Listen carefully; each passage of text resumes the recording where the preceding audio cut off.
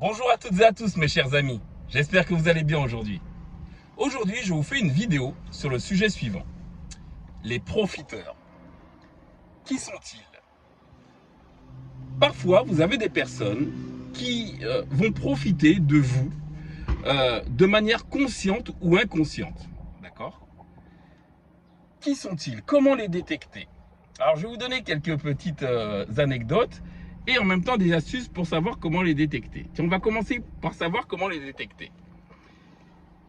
Lorsque vous allez par exemple au restaurant, vous allez constater que la plupart du temps, et c'est plus ou moins toujours les mêmes personnes, au moment de faire le règlement de la note du restaurant, une fois que vous avez déjeuné ou dîné, ils vont avoir tendance à rester en retrait.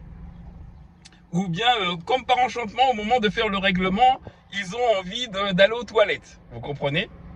Et au moment où ils sentent que ça a été réalisé, que le paiement a été fait, comme par enchantement, ils apparaissent. Ah, t'as déjà payé? Ils apparaissent, vous savez, avec leur carte bleue. Oh, ben t'inquiète pas, ça sera pour moi la prochaine fois. Il n'y a pas de prochaine fois, c'est toujours pareil. Ça, c'est, voilà, bon, je les appelle un petit peu les piques-assiettes, mais ils existent, d'accord? Ensuite, vous allez avoir ceux qui vont avoir toujours tendance à vouloir vous vendre quelque chose pour pouvoir vous prendre votre argent. Tiens, j'ai une montre. Tiens, j'ai un téléphone portable à te vendre. Tiens, il a toujours quelque chose à te cloquer, d'accord? Ceux-là, ce sont aussi des personnes qu'il faut savoir catégoriser pour vous dire qu'ils sont là pour récupérer de l'argent que vous avez. Ensuite, vous avez les personnes qui partent du principe que ça leur est dû. Je vais vous donner une anecdote. J'avais une personne dans mes connaissances qui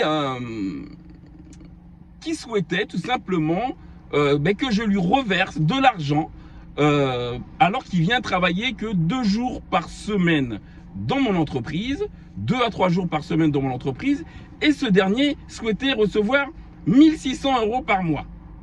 Alors c'était quelque chose d'assez anecdotique.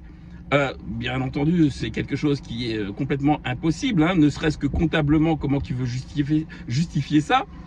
Mais cette personne s'est tout simplement froissée, raccroche le téléphone à partir du moment où j'ai refusé de lui donner ce montant de salaire.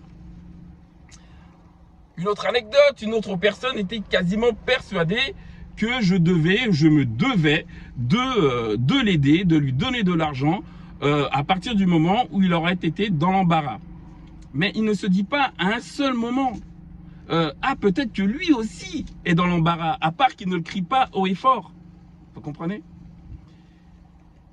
Toutes ces personnes-là qui vont s'écarter de vous à partir du moment où vous ne leur avez pas donné, partez du principe que ce sont des profiteurs. D'accord? Alors, ça ne veut pas dire qu'il faut couper les ponts. Je vous dirais catégorisez-les.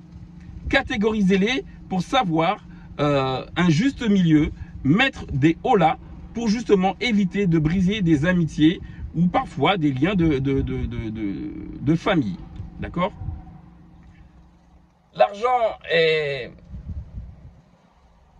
un bon système de fonctionnement dans notre monde, sous réserve que chacun, je dirais,